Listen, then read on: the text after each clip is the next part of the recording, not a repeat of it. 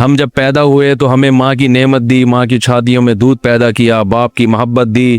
جب بالغ ہوئے، جوان ہوئے تو اس نے ہمارے لیے جوڑے پیدا کیے جن سے ہم نے نکاح کیا، ہمیں اولادیں دیں، ہمیں بزنس دیا، کاروبار دیا۔ اللہ بہت بڑا ہے۔ آگے بھائی وہ اللہ کی کیا ڈیفینیشن ہے، بس اتنا ہی ہے بھائی۔ اس سے آگے ہم اللہ کو معاذ اللہ فری کرانے کے لیے ان کی اپنی زبان میں بات کر رہا ہوں، اس سے زیادہ اللہ کو پروٹوکول دینے کے لیے تیار نہیں ہے۔ ہندو بھی مانتا ہے اللہ، عیسائی بھی مانتا ہے اللہ، اور جو تھوڑی بہت اللہ کی عبادت بھی کرتے ہیں نا، وہ بھی اپنے مطلب کے لیے۔ بھائی ہندو لوگ مندر میں کیوں جاتے ہیں؟ بھگوان کی پوجا کرنے کے لیے نا۔ تو اس کا مقصد بھی کیا ہوتا ہے؟ کسی نے بتایا ہوتا ہے، پنڈت جی نے، یہ والا بھگوان تمہارا یہ والا کام کرے گا۔ آئی بات سمجھے؟ وہ کیا کرے گا؟ یہ والا کام۔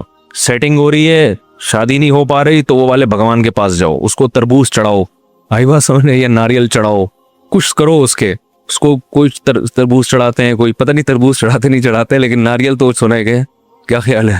تو یہ چیزیں اس کو چڑھاؤ گے تو وہ آپ کے کیا کرے گا؟ کام آئے گا۔ جبکہ اسلام نے جو عبادت کا تصور دیا ہے اس میں اللہ آپ کے کام آئے یا نہ آئے، نماز آپ کو بہرحال پڑھنی۔ لطیفہ پرانا ہو گیا، میں سنا دیتا ہوں دوبارہ، بہت پرانا ہو گیا، لیکن نئے نئے لوگ بھی آ رہے ہیں نا، کئی بار سنا چکا ہوں، تو پرانے لوگ ہیں وہ بور ہوں گے، لیکن سبق بہت ہے اس میں۔ ایک دیہاتی آدمی نماز نہیں پڑھتا تھا۔ کیا نہیں کرتا تھا؟ اسے مولوی صاحب نے کہا نماز پڑھا کر۔ اس نے کہا کہ اگر میں نماز پڑھوں گا نا تو میری گائے بھینسوں کی رکھوالی کون کرے گا؟ مولوی صاحب نے کہا دیکھ، نماز پڑھنے سے رزق میں برکت ہوتی ہے، تو نماز جب پڑھے گا تو تیری بھینسیں اور زیادہ دودھ دیں گی، کیونکہ اللہ کی عبادت سے برکت ہوگی۔ تو ایک دن اس نے کہا چلو ٹرائی کرنے میں کوئی حرج نہیں ہے۔ فجر کی نماز پڑھی، گھر گیا تو ایک بھینس مر گئی۔ بھینس کیا ہو گئی؟ اس نے کہا یہ کیا ڈرامہ ہے یار۔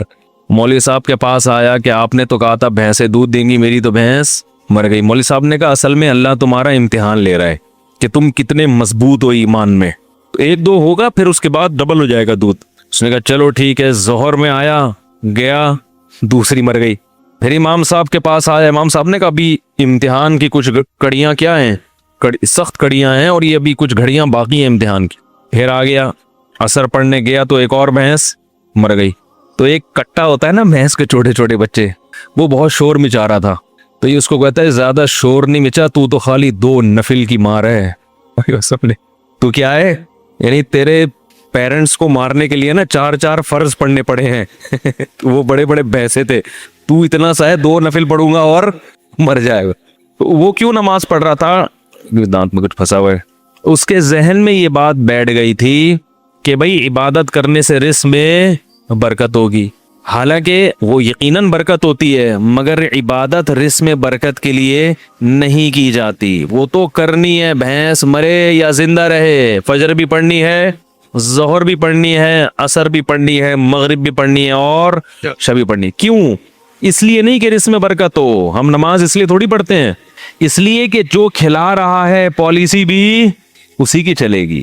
وہ جب کھلا رہا ہے اور نعمتیں دے رہا ہے تو جب عبادت کے لیے بلائے گا ہمیں اور آپ کو جانا پڑے گا، چاہے ہمارا فائدہ ہو یا ہمارا نقصان ہو۔ میں نے جمعے کے بیان میں ایک واقعہ سنایا تھا نا کس سابق حکومت کا، کہ پنجاب میں کو ایجوکیشن سسٹم شروع کر دیا۔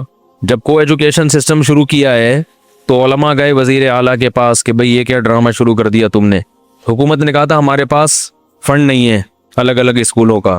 تو پھر وہ حکومت نے بتایا علماء کو کہ فنڈ کا مسئلہ نہیں ہے، باہر سے مدد آتی ہے، ان کی یہ ریکوائرمنٹ ہے، ان کا یہ کہنا ہے کہ الگ الگ اسکول نہیں بناؤ، لڑکے لڑکیوں کو ساتھ بٹھاؤ۔ تو علماء بڑے حیران ہوئے، یار یہ کیا کر رہے ہو؟ تو پھر وہ حکومت نے کہا کہ جن کا کھاتے ہیں پالیسی بھی اسی کی چلے گی، پیسے وہ اسی شرط پہ دے رہے ہیں۔ تو عجیب بات ہے، یہ آئی ایم ایف سے قرضہ لیتے ہوئے یہ بات سمجھ میں آتی ہے، امریکہ برطانیہ سے پیسے لیتے ہوئے یہ بات سمجھ میں آتی ہے بھائی، لیکن اللہ سے چیزیں مانگتے ہوئے اور اللہ کی چیزیں کھاتے ہوئے یہ بات سمجھ میں نہیں آتی۔ وہاں کہتے ہیں اللہ کھلائے گا مگر پالیسی کس کی چلے گی؟ بولو بھائی، ہماری چلے گی۔ قانون کس کا چلے گا؟ ہمارا چلے گا۔ اصل بات کیا ہے؟ سب کو پتا ہے کہ جتنا اللہ سے کھا رہے ہیں اتنا آئی ایم ایف سے نہیں کھا رہے، لیکن بات یہ ہے کہ وہ لوگ فوراً پکڑتے ہیں اور اللہ فوراً نہیں پکڑتا۔ میں ذرا یہ دانت صاف کر لوں ورنہ یہ مسلسل جب مجھے پریشان کرتا رہے گا. وہ کہنے لگے کہ کھلاتے وہ ہیں تو پالیسی کس کی چلے گی؟ بولو بھائی ہماری.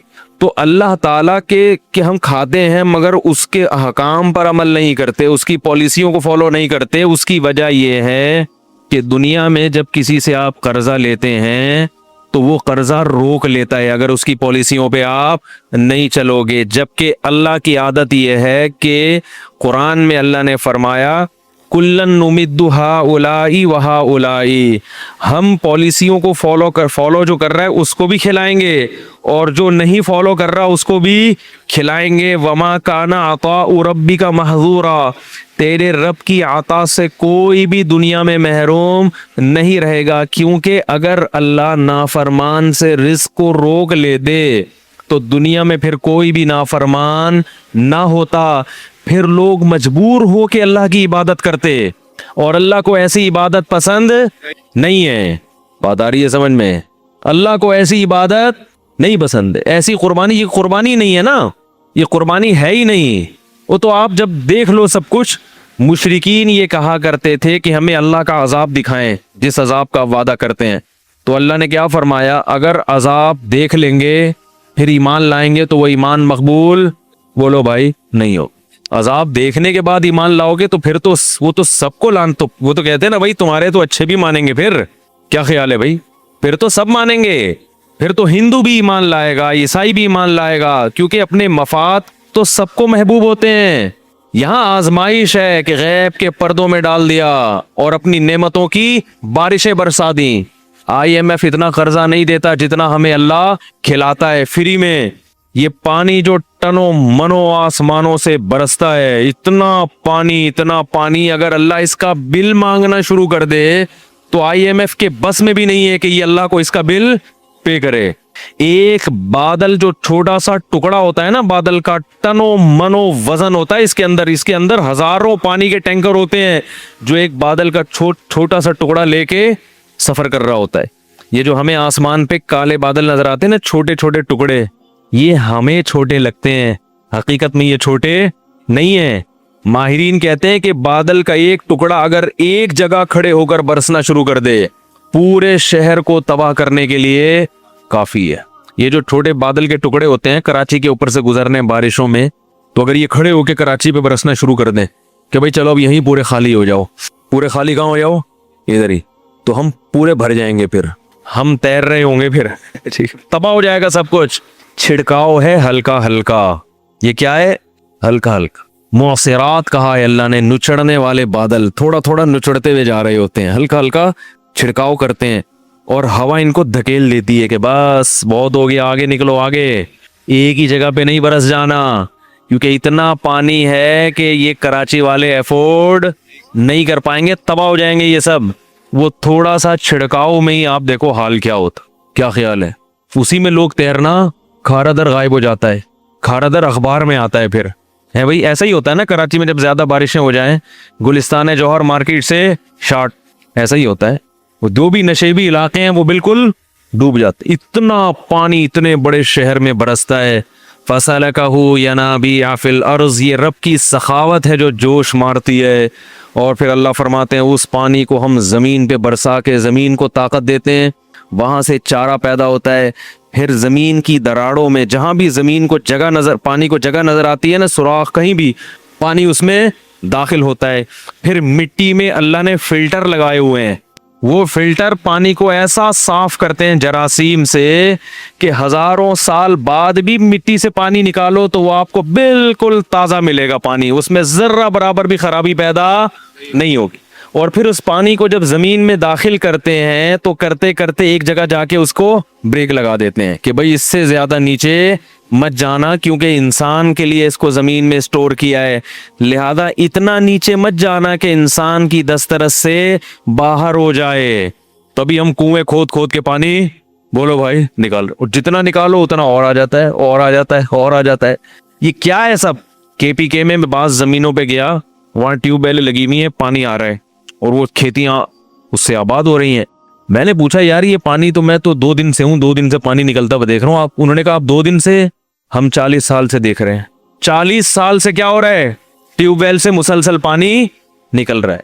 तो फिर उसके हमारे अब्बा दादा भी बताते हैं हम जब पैदा हुए थे तो ये पानी निकल ही रहा था, इतना पानी जमीन में। और सूबह सरहद जो है केपी के वो ऊंचाई वाली जगह पे है, वो नशेबी जगह पे नहीं है। जितना ऊंचाई पे जाएंगे उतना पानी ज्यादा।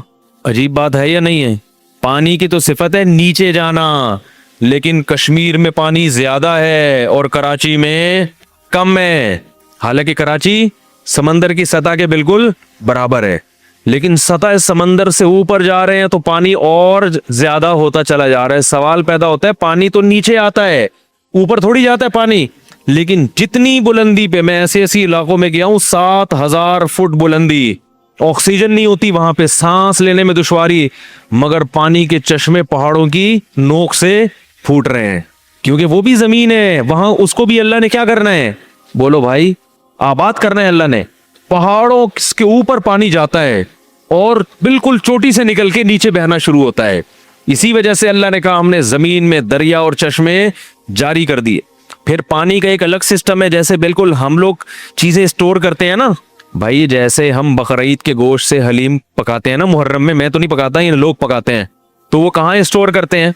फ्रिज में। क्या ख्याल है भाई? क्योंकि मुहर्रम में फिर कहाँ से मिलेगा इतना गोश्त, तो लोग बकरीद के गोश्त को क्या कर देते हैं? स्टोर कर देते हैं, जब मुहर्रम में उसी से हलीम पकेगा, तो फ्रीज कर दिया जाता है ना। ऐसे ही गर्मियों में पानी की जरूरत ज्यादा होती है, तो अल्लाह ताला क्या करते हैं कि जो ठंडे इलाके हैं वहां पानी को बर्फ की शक्ल में स्टोर कर देते हैं। नहीं आ रही मेरा ख्याल है? कुरान ने इसका भी तज़किरा किया कि आसमान से बर्फ नाजिल होती है, वो बर्फ के बड़े बड़े पहाड़, वो सब क्या है? कुदरती फ्रिज है जिसमें कोई डोर नहीं है, दरवाजा नहीं है, कोई बिजली नहीं देनी पड़ रही उसको। वो अल्लाह ताला आसमान से ही बर्फ बना के उसको जमीन पे, बोलो ना भाई, नाजिल करके बड़े बड़े तोदे ग्लेशियर बना देते हैं। वो ग्लेशियर स्टोर हो जाते हैं, बिल्कुल साफ सुथरा पानी होता है, वो एकदम नीट क्लीन पानी, साफ सुथरा। वो पानी बड़े बड़े ग्लेशियर कश्मीर में और केटू की पहाड़ियों पे इधर क्या हो जाते हैं? पूरे पूरे बर्फ के पहाड़ बन जाते हैं। फिर कैसा बेहतरीन निजाम है, ऐसा नहीं होता एकदम धड़ाम से पहाड़ पिघल जाएं, ना ना ना ना। जैसे जैसे गर्मी आती है थोड़ा थोड़ा पानी पिघलना, वो पानी पिघल के पहले छोटी छोटे चश्मों में, फिर नहरों में, फिर बड़े बड़े दरियाओं में, पूरी दुनिया को सैराब करता हुआ कहां से चलता है और किधर समंदर में आके, बोलो भाई, गिरता है। फिर वो ये सबको सैराब करता हुआ है, क्योंकि अल्लाह को पता है पूरी दुनिया को आबाद करना है मैंने, सबको सैराब करता हुआ। वो सर जानवर भी पी रहे हैं, इंसान भी पी रहे हैं, कपड़े भी धुल रहे हैं, डुबकियां भी लग रही हैं, उसमें मछलियां भी पैदा हो रही हैं, उन मछलियों को खुराक भी मिल रही है, शिकार भी हो रहा है, और उससे जो जंगलात हैं उनको भी पानी मिल रहा है। फिर उससे जनाब गंदम की खेतियां भी सैराब हो रही है। सिंध के पूरे बागात उन्हीं नहरों से, तो वो जो आ रही है वहां से, उन्हीं नहरों को काट काट के पूरे पूरे बागात को सैराब किया जाता है।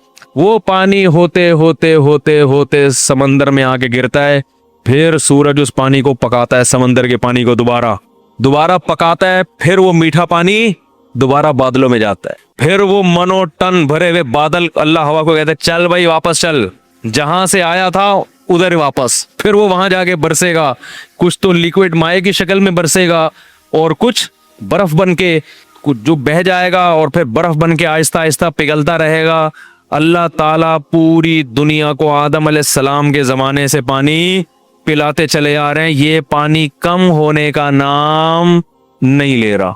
इतना जबरदस्त सिस्टम है ना बारिश का। एक साइंसदान ने कहा है कि ये जो बारिश का निजाम है ना, ये इतना पेचीदा और इतना दिलचस्प निजाम है कि ये निजाम खुद ब खुद वजूद में नहीं आ सकता। ये गैर मुस्लिम के अल्फाज हैं, और हमारे यहाँ क्या कहते हैं? पानी खत्म हो रहा है, नस्ल को बोलो भाई रोको, पानी खत्म नहीं हो रहा। ये उल्लू बनाने की बातें हैं, क्योंकि पानी खत्म जब होगा जब वो फना हो रहा हो। पानी एक हालत से दूसरी हालत में तब्दील होके बिल आखिर कहाँ जाता है? समंदर में, फिर दरिया। वो सारा साइकिल हो रहा है, ये पूरा चक्कर है, ये ज़ाया होता ही नहीं है। और कितने लाखों गैलन, करोड़ों गैलन पानी समंदरों में ज़ाया हो रहा है। तो हमारी हुकूमतें अपनी सुस्ती कि भाई पानी को स्टोर करने का कोई इंतजाम नहीं है, डैम बनाने की बात करो तो सियासी झगड़े, क्या ख्याल है? तो पानी को स्टोर करने का खुद का कोई इंतजाम है नहीं, और डाल देते हैं किस पे? कि नस्ल रोको। आई बात सुन, یہ ایسے ہی جیسے گھر میں کوئی سست باپ ہو نا, سست باپ ٹھیک ہے نا, بیگم نے اپنے سسرالیوں کو بلا لیا, اپنے میکے والوں کو دعوت کے لیے. اب اتنا بڑا کولر رکھا ہوا ہے لا کے, کہا جا رہا ہے بھائی گھر میں 20 افراد آ رہے ہیں تو آپ ایسا کریں اس کو بھرنے کا انتظام کر لیں. تو آپ سستی میں وہ تو کولر بھرنے کے لیے تیار نہیں ہے, آپ کہہ رہے ہیں 20 افراد کے بجائے 5 کو بلاؤ. کس کو بلاؤ؟ 5. تو یہ اس لیے نہیں کہ پانی کی کمی ہے, یہ اس لیے کہ آپ کیا ہیں, سست. تو حکومت جب کہتی ہے نا کہ نسل روکو, پانی کے ذخائر کم ہو رہے ہیں, تو یہ حکومت اپنی سستی کس پہ نکال رہی ہے؟ ہم اور آپ پہ نکال رہی ہے. نہیں یاری میرا غالب بات سمجھ. تو اللہ کی طرف سے رزق برس رہا ہے, برس رہا ہے, ہم پانی بھی پی رہے ہیں. اگر ایک پانی اللہ روک لینا, خدا کی قسم IMF قرضے دینا چھوڑ دے, اتنا نقصان نہیں ہے, کھاتے پیتے پھر بھی رہو گے. لیکن ایک پانی آسمان سے برسنا ختم ہو جائے تو دیوالیہ نکل جائے انسانوں کا. لوگ ان ڈالر اور سونے اور چاندی کے سکوں کو بھول جائیں گے. اکثر میں ایک واقعہ بیان میں سناتا ہوں.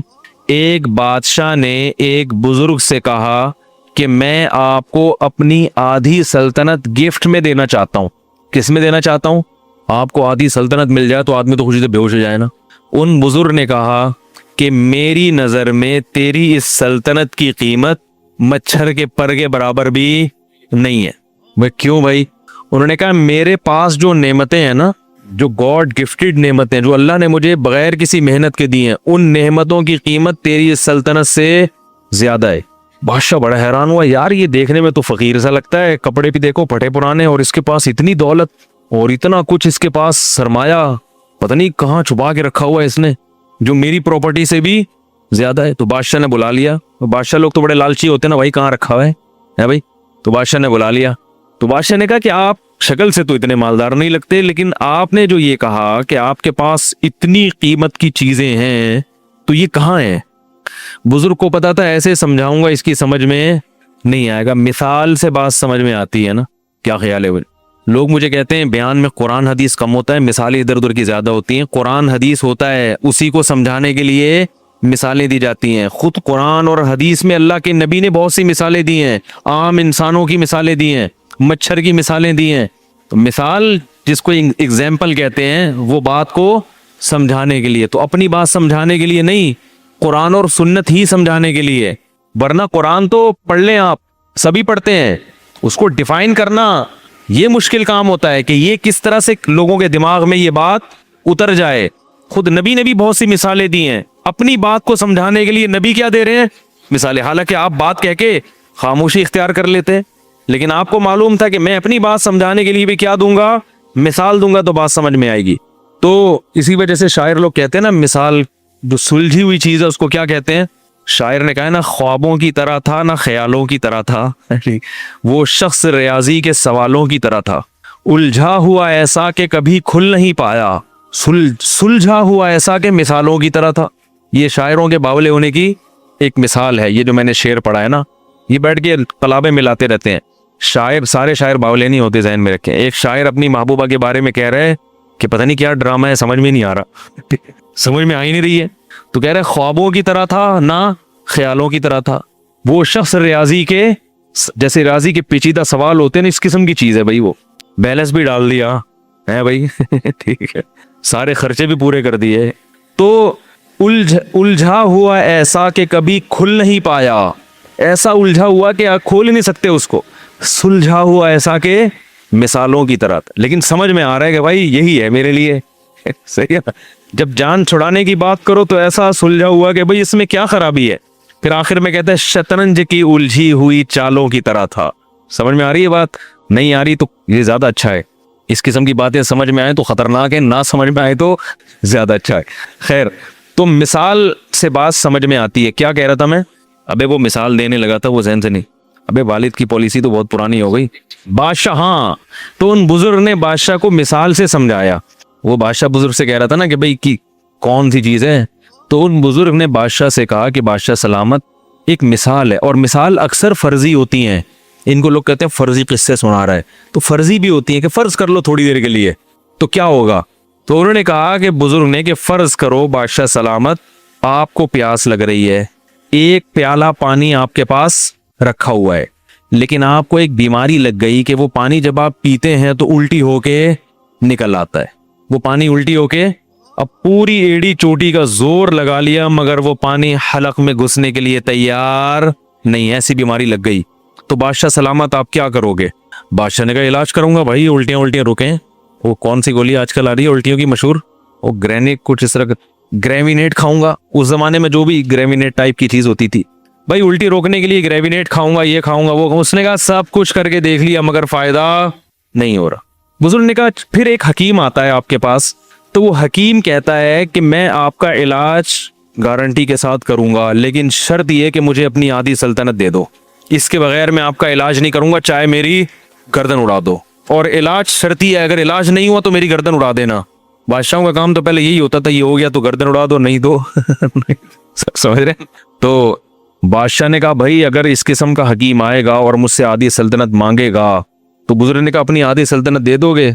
बादशाह ने कहा देनी पड़ेगी भाई, क्योंकि उस सल्तनत का मैं क्या करूंगा कि पानी हलक में, बोलो ना यार, उतर ही नहीं रहा, क्या करना है इसी सल्तनत, मर जाएंगे वैसे प्यास से और तड़प तड़प के मरेंगे। उसने कहा चलो जी, आपने आधी सल्तनत उसको दी और उसने कोई ऐसी दवा खिलाई, अब वो प्याला आपके हलक में उतर गया। अब अगला प्रोसेस क्या है? पेशाब बन के निकल जाए। अब वो वहां रुक गया, पेशाब बंद हो गया, अब वो पानी पेशाब बन के निकलता नहीं। अब क्या करोगे? बादशाह ने कहा भाई इलाज करेंगे, क्या ख्याल है? पथरी वथरी है, क्या चक्कर है भाई? तो कहा इलाज कर करके थक गए मगर वो पेशाब नहीं निकल रहा, तो क्या करोगे? उसी वही हकीम आया और कहने लगा कि आधी बकिया भी दोगे तो क्या करूंगा, दवा खिलाऊंगा और ये पेशाब निकल जाएगा। बादशाह ने कहा भाई क्या करता, पेशाब से तो मर जाएगा ना तकलीफ से इंसान, ये अजाब से मरने से बेहतर है कि गरीब होके जिंदा रह ले आदमी।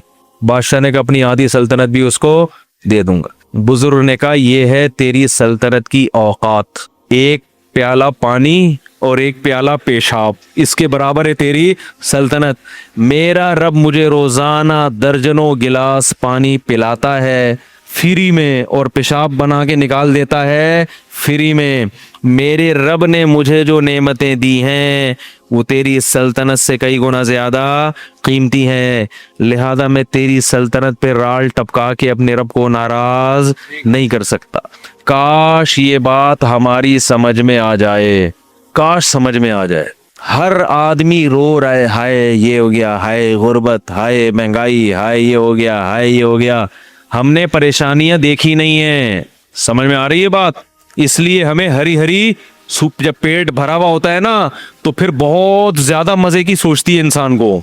आज गुर्बत मसला नहीं है दुनिया का, याद रखो, हैं गरीब वो बहुत थोड़े हैं और वो बहुत बड़े बड़े गरीब भी मौजूद हैं, लेकिन जो मेजॉरिटी है उनका मसला गुर्बत नहीं है, उनका मसला नाशुक्री है।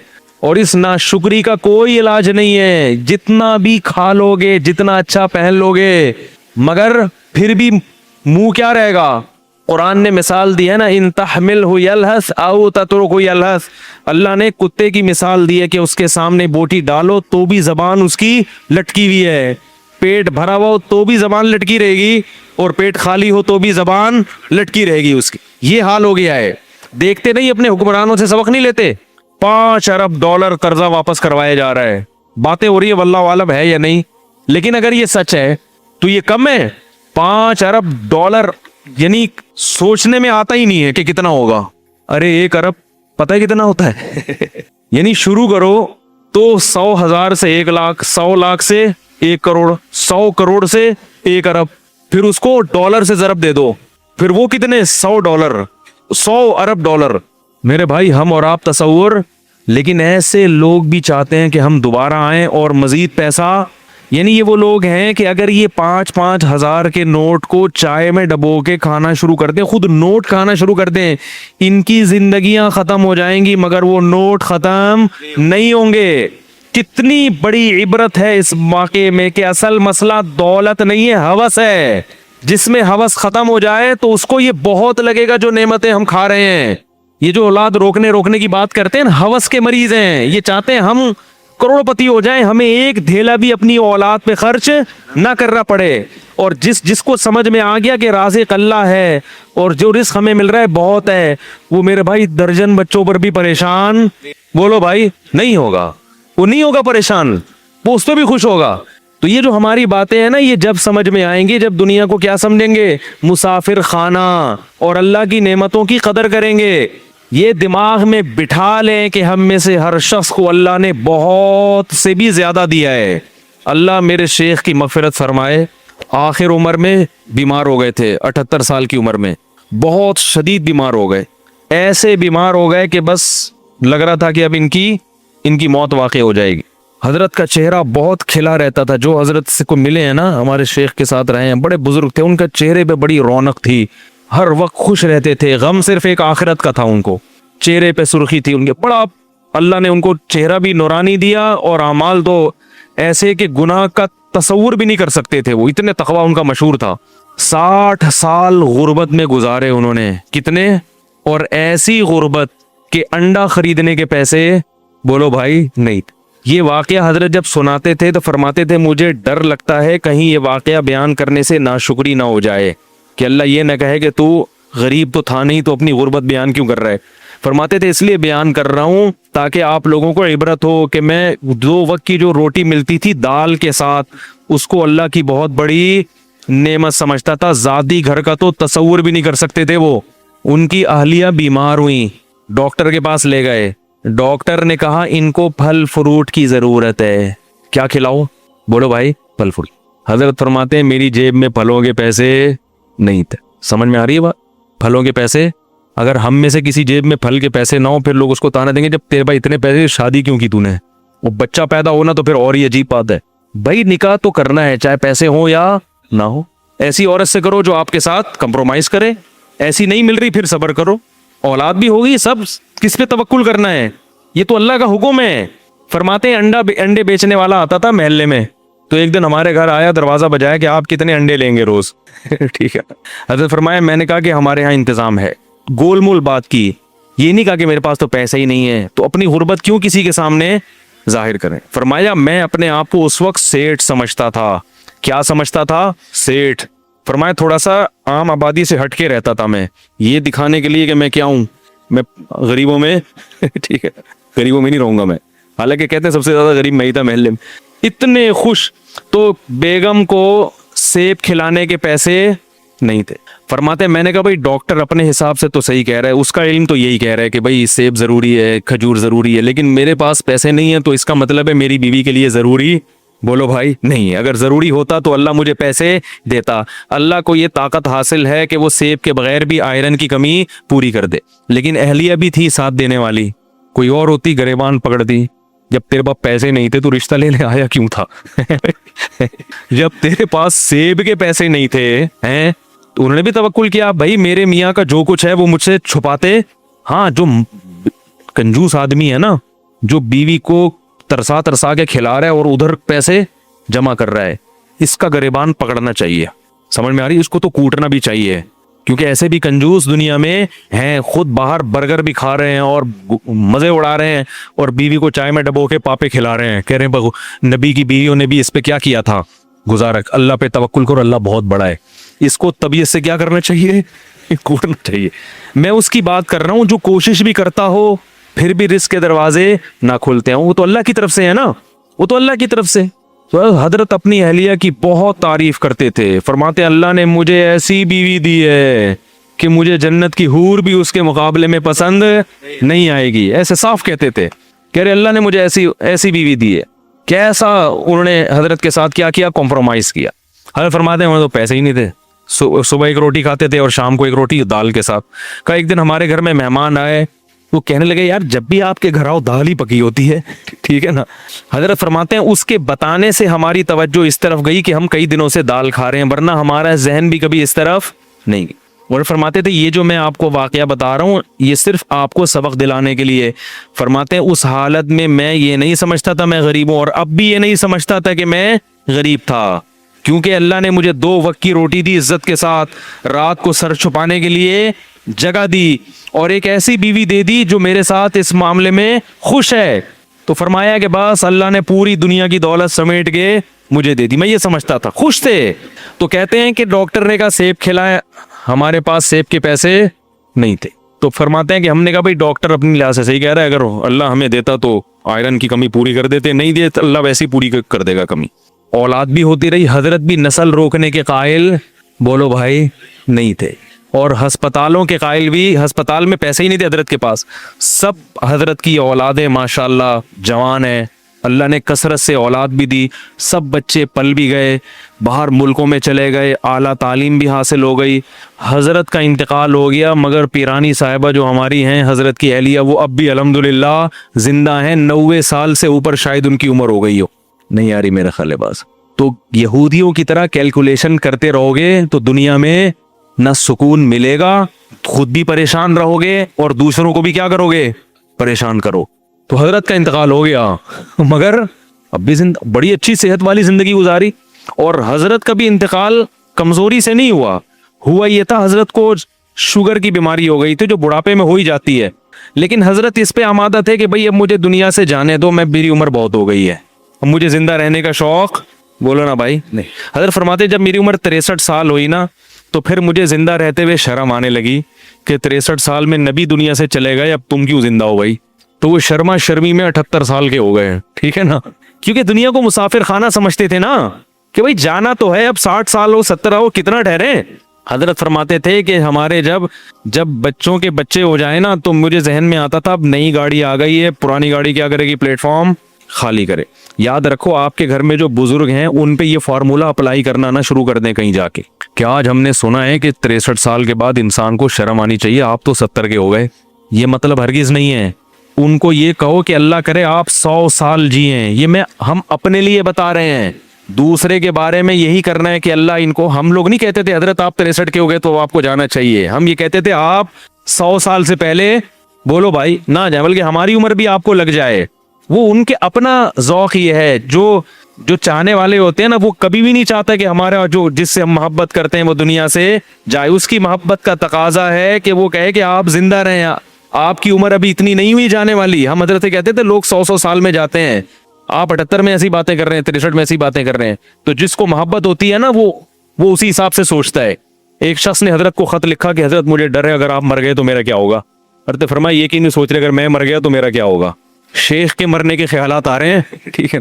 मोहब्बत का तकाजा ये है कि आप अपने मरने का तस्वूर करें, जिससे मोहब्बत है उसके बारे में क्या इंशाल्लाह आप नहीं मरेंगे। क्या ख्याल है भाई। तो मैं जो असल वाक़या बता रहा था, तो जब हजरत की फिर 60 साल के बाद हजरत के पास पैसा आया है, समझ में आ रही है बात। 60 साल के बाद क्या हुआ, रिस्क के दरवाजे खुल गए। जब अल्लाह ने गरीब रखा उस वक्त भी खुश, जब पैसा दिया तो भी खुश। फिर पैसा खर्च किया जायदादें बनाने में, बोलो भाई कोई मकान अपने लिए नहीं बनाया। फरमाया तुम्हारा माल वो है जो हदीस में आता है ना, खा के खत्म कर दो, पहन के पुराना कर दो। फिर जो हजरत की पगड़ी थी, ठीक ठाक महंगी पगड़ी थी, घड़ी अच्छी खासी महंगी प्लाटिनम की घड़ी थी, गाड़ी ऐसी कि हटो बच्चों, मैंने अब तक किसी के पास वो गाड़ी, बोलो भाई नहीं, इतनी बड़ी गाड़ी थी। कुवैत का शहजादा उससे हजरत ने गाड़ी खरीदी थी। शायद मैं गलत बयानी से काम ले रहा हूं भाई, झूठ तो नहीं बोल रहा है मेंबर पे बैठ के। और फरमाते हैं जब मैं पेट्रोल पंप पे जाता था तो टैंकी फुल कराता था। ये नहीं कि 500 रुपए का गाड़ी में, इतनी बड़ी गाड़ी रखी हुई है, 50 रुपए का पेट्रोल डाल दो, फिर जब खत्म होगा तो नया डालना। भाई जब तुमने ही चलानी है तो भर दो इसको। उस पे भी जान लोगों की क्या हो रही होती है, जल रही होती है यार, टैंकी भरने, ऐसा ना हो कहीं गिर जाए, जाया हो जाए कोई। ओ भाई जब तुमने ही चलानी है तो बार बार पेट्रोल पंप की टेंशन से बेहतर नहीं एक दफा फुल भर दो उसको। यहां भी बचा रहे हैं पैसा। हजरत फरमाते हैं जब मैं लाइन में खड़ा होता था ना पेट्रोल पंप, तो वो टैंकी भरने में काफी टाइम लगता था। लोग मुड़ मुड़ के देखते थे, इस मौलवी को देखो और इसकी गाड़ी की टैंकी को देखो। नहीं आ रही मेरा ख्याल। खुराक फिर ऐसी रखी, फिर सिर्फ सेब नहीं, अब तो सेब के पैसे नहीं थे ना, जब नहीं थे तो भाई अल्लाह इसी में, जब पैसे आ गए तो फिर जो हजरत का नाश्ता था वो आज शायद वजीर आजम का भी नहीं हो। बिल्कुल ऐसी डाइट थी जो बिल्कुल सेहत के लिहाज से मुनासिब। उसमें बादाम थे नाश्ते में, बॉयल हाफ बॉयल अंडा था, सेब था। वो सेब जब यहाँ खत्म होते तो टोरंटो से मंगवाते थे। यानी अगर पाकिस्तान में सेब का मौसम नहीं है तो दुनिया में जहां है वहां से क्या करो, मंगवाओ, सेब खाना है। इस पे पैसा क्या हो रहा है, मैं तभी तो बयान में बार बार कहता हूँ घर बनाने के बजाय पहले इन चीजों की फिक्र करो, उसके बाद घर कब भी बना लो अगर पैसा अल्लाह ने बहुत दिया है। इसी वजह से हजरत की फिटनेस ऐसी थी, इतनी उम्र में भी कहीं से बुढ़ापा नजर نہیں آتا تھا. ایسے خوبصورت جوان جب چلتے تھے نا, لوگ کہتے, کھڑے ہوتے تھے لوگ کہتے سنوبر کا درخت کھڑا ہوا ہے, ایسا قد تھا ان کا, چال ایسی خوبصورت تھی, آواز میں ماشاءاللہ جان تھی, صحت تھی. تو یہ جب حضرت کو بیماری ہوئی نا شوگر, پتہ نہیں چلا تھا, ان کی انتقال اس لیے ہوا کہ یہ شوگر ٹریس نہیں ہو پائی, سمجھ رہے ہیں, پتہ نہیں چلا کہ شوگر, اگر بیماری ٹریس ہو جاتی تو پھر 100 سال بھی جیتے وہ. لیکن بہرحال اللہ کی طرف سے موت ہے, کبھی اسی طرح موت آنی مقدر ہوتی ہے کہ بھئی بیماری ٹریس ہی نہیں ہو پاتی. لیکن ان کو شوگر تھی تو وہ میٹھا بھی اسی, جو ان کی خوراک کا میٹھا زیادہ کھاتے بھی نہیں تھے وہ, لیکن جتنا کھا رہے تھے وہ بھی کھا رہے تھے. شوگر کا کوئی علاج کی وہ نہیں تھی, علاج ہی نہیں ہوا اس کا. لیکن اس حالت میں جب انتہائی کمزور ہو گئے, بالکل چہرے جو ہے نا وہ رونق جو ایک بیمار آدمی کا ہوتا ہے کمزوری سے, وہ رونق ظاہری طور پہ ختم ہو جاتی ہے, بالکل بستر سے لگ گئے, تو بھی زبان سے کوئی شکایت نہیں. جب ہم جاتے نا اس کے لیے عیادت کے لیے, تو فرماتے کہ میں کس منہ سے شکایت کروں کہ میں بیمار ہوں, میں کمزور ہوں. اللہ نے ساری زندگی اتنا اچھا کھلایا پلایا, اب اگر اللہ نے تھوڑی سی آزمائش دیتی ہے تو اس آزمائش کو بیان کرتے ہوئے شرم آتی ہے. سمجھ میں نہیں آ رہی میرا خیال. اب اس آزمائش کو بیان کرتے ہوئے, بھئی پہلی دفعہ زندگی میں, حالانکہ اس سے پہلے بھی بیمار ہوئے ہوں گے, کہا اللہ نے ساری زندگی کھلایا, خوب کھلایا. وہ کیا کھلایا؟ دال روٹی, اس کو کیا کہہ رہے ہیں؟ خوب کھلایا. حضرت کے بچے جب جوان ہونے لگے تو حضرت کو فکر ہوئی ان کی شادیاں کرنی ہے, جبکہ گھر اتنا چھوٹا ہے کہ اس میں کمرے ہے ہی نہیں. ہماری طرح نہیں کہ اب تو کرنا تو ہے ہی نہیں, کرنی تو ہے ہی نہیں, کماؤ پیسہ لاؤ پیسہ ہے بھائی. حضرت کو فکر ہوئی بیٹے جوان ہو رہے ہیں تو اب کیا کرنی ہے؟ شادیاں. لیکن اب یہ کہ گھر میں جگہ نہیں ہے, تو حضرت نے ہمیں کمرہ دکھاتے تھے. میں نے سے ایک اوپر کمرہ ہے, ٹھیک ہے, وہ جو لحاف رکھتے ہیں نا, کیا خیال ہے, ایسی مزاح کر رہے تھے. کہا میں نے سوچا کوئی مسئلہ نہیں, ایک کو ادھر سیڑھیاں لگا کے بولوں گا چل ادھر جا اپنی بیوی کے ساتھ. لیکن فکر پھر بھی کی انہوں نے کہ بھئی شادی کرنی ہے ان کی, وہ دیکھا جائے گا شادی کے بعد کیا جگاڑ کرنا ہے, کہاں کر لے گا. تو اللہ کا شکر ان کی شادیاں بھی ہو گئیں. ان کو بھی اللہ نے بہت پیسہ دیا, وہ سب مدرسے میں وہ عالم بنے. اس کے بعد اتنا اچھی علمی استعداد تھی کہ مدینہ یونیورسٹی سے ان کو بلاوا آ گیا ان کا, مدینہ یونیورسٹی چلے گئے, وہاں سے حکومت سعودیہ کی طرف سے دوسرے ملکوں میں دورے پہ بھیج دیے گئے. وہ بھی اچھا خاصا ماشاءاللہ ان کے پاس اللہ نے رزق کے دروازے ان کے لیے کھولے. تو میں یہ کہہ رہا ہوں, دیکھو ہم لوگ ہوس کے مریض ہیں, ہم کبھی بھی خوش بولو بھائی نہیں رہ سکتے. ہم غیر مسلموں کے طریقے کو فالو کر رہے ہیں کہ وہ کدھر جا رہے ہیں, وہ ہر وقت نوٹ بنانے میں لگے ہوئے ہیں. ہم میں سے جس کو بھی اللہ نے دیا ہے, جتنا دیا ہے, اللہ کی قسم وہ ہماری ضرورتوں سے کئی گنا زیادہ. ہمارے بار بار یہ کہتے تھے کہ اللہ نے مجھے میری ضرورت سے کئی گنا زیادہ دیا ہے, زیادہ دیا ہے. پھر جب بہت پیسہ آیا حضرت کے پاس تو اپنے لیے پھر بھی نہیں بنایا گھر, پھر بھی کہا میں کیا بر کروں گا گھر بنا کے, لیکن اپنی اہلیہ کے لیے ایک فلیٹ بولو بھائی خرید لیا کہ میرے مرنے کے بعد ان کے لیے کوئی انتظام ہو جائے. تو وہ بھی ہو گیا. وہ بھی جب بہت, ورنہ حضرت اس کے بھی قائل نہیں تھے, کیونکہ بچے ماں ظاہر ہے بچوں کے پاس رہتی ہیں نا, ان کو تو الگ گھر کی ویسے بھی ضرورت نہیں ہوتی, لیکن چلو بنا لو جب اتنا اللہ نے دے دیا. باقی کیا کرتے تھے, اپنے جو صبح کا ناشتہ ہے بادام منڈا اور یہ سب, ایک دن ہم گئے تو ٹکا کھا رہے تھے, ٹھیک ہے نا, اچھی خوراک کھاتے تھے. تو جب یہ شہد استعمال کرتے تھے, دودھ پیتے تھے, چائے کے قریب بھی نہیں پٹکتے تھے, کبھی بھی چائے نہیں. پان تو زہر تھا, حضرت کے سامنے کوئی پان کھا کے دکھا دے بس اس کی خیر نہیں ہے, کیونکہ انتہائی صفائی پسند تھے.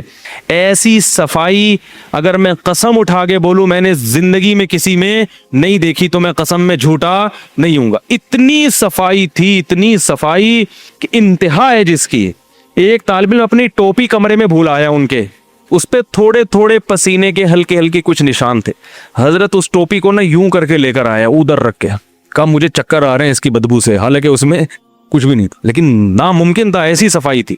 سلیقہ ایسا تھا کہ چپل آپ ٹیڑے میڑے نہیں رکھ سکتے تھے. ہم مدرسے میں جب چپل رکھ کے آتے تھے نا, بالکل فوجیوں کی طرح سیدھے چپل, ٹیڑے میڑے ہو گئے تو خیر نہیں ہے. پھر ان کی خانقاہ میں جب بیٹھنے کا ٹائم آتا تھا تو حضرت کی تو چپل ترتیب سے رکھے ہوتے تھے. ایسا نہیں ہے کہ جہاں اتارو کوئی چپل ادھر جا رہی ہے ادھر جا رہی ہے, اس کا تصور نہیں تھا. گاڑی جب اپنی پارک کرتے تھے ایسی تمیز سے پارک کرتے تھے, اس کے جو ٹائر ہیں پہیے بھی کیا ہوتے تھے, بالکل سیدھے, ٹیڑے میڑے نہیں ہوتے تھے. ہر چیز میں سلیقہ. کوئی بائک اگر گلی میں کھڑی کر دے ذرا سی ٹیڑھی میڑھی اس کو ڈانٹ پڑتی تھی. ایسا سلیقہ, ایسی تمیز, اتنی صفائی, انتہائی درجے کی صفائی تھی. تو میرے بھائی ہمارا سب سے بڑا مسئلہ کیا ہے؟ ہوس. ہمارا مسئلہ غربت نہیں ہے. ہم میں سے ہر شخص کو اللہ उसकी ज़रूरत से करोड़ा गुना ज़्यादा। इतना जब हजरत को आए ना, फिर भी हजरत कहते मुसाफिर खाना है, निकलना है यहाँ से, जाना है यहाँ से। किसी ने हजरत को फ़ोन करके पूछा कि आप सऊदी उम्रा करने गए थे, अभी आप कहाँ हैं? तो हजरत फरमाया मैं नाज़िमाबाद के मुसाफिर खाने में बैठा हुआ हूँ। फिर उसने 3 दिन बाद फ़ोन किया कि हजरत आप कहाँ हैं अभी? उन्होंने कहा नाज़िमाबाद के मुसाफिर खाने में। उसने कहा 3 दिन नाज़िमाबाद में जब आपका ज़ाती घर मौजूद है तो 3 दिन से आप मुसाफिर खाने में क्यों हैं? हजरत ने फरमाया ज़ाती घर किसी का नहीं होता, जो घर अल्लाह ने दुनिया में दिया है वो क्या है? मुसाफिर खाना है। थोड़े दिनों में यहाँ से जाना है। और वाकई थोड़े दिनों में वहाँ से चले गए। मुफ्ती तारिक मसूद साहब के बयानात सुनने के लिए youtube.com/मुफ्ती तारिक मसूद को सब्सक्राइब करें। और अगर आप लाइव वीडियो को कभी भी मिस नहीं करना चाहते हैं तो सब्सक्राइब करने के बाद बेल आइकन पर क्लिक करना मत भूलें। जज़ाकल्लाह।